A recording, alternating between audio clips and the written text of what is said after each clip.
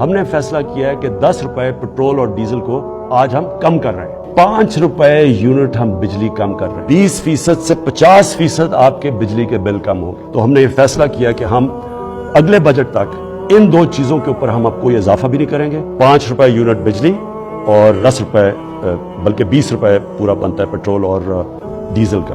پھر ہم نے احساس پروگرام کے جو نچلے طبقے کے اوپر جو ہم 12,000 روپے دیتے تھے، جو 80 لاکھ خاندان کو ہم دیتے ہیں، اس کو ہم نے 12,000 سے 14,000 پہ کر دیا۔ سود کے بغیر قرضے دیں گے، ہر گھرانے کے پاس صحت کارڈ ہوگا، ہر خاندان 10 لاکھ روپے تک کسی بھی ہسپتال میں جا کے علاج کروا سکتا ہے۔ یہ ضروری ہے سمجھنا۔ اور میری یہ خواہش تھی کہ پاکستان میں ایک پورا جال بچ جائے ہاسپٹلس کا، غریب سے غریب گھرانے کے پاس بھی ہیلتھ کارڈ ہوگا، اور اگر ان کو گھر میں کوئی بیماری ہو وہ جا کے پرائیویٹ ہاسپٹل میں بھی اپنا علاج کروا سکتے ہیں۔ کیونکہ جب کوئی گھر میں ایک بیماری ہو اور آپ کے پاس پیسہ نہ ہو تو اس سے زیادہ ایک خاندان کی بے بسی کا عالم ہی ہوتا ہے۔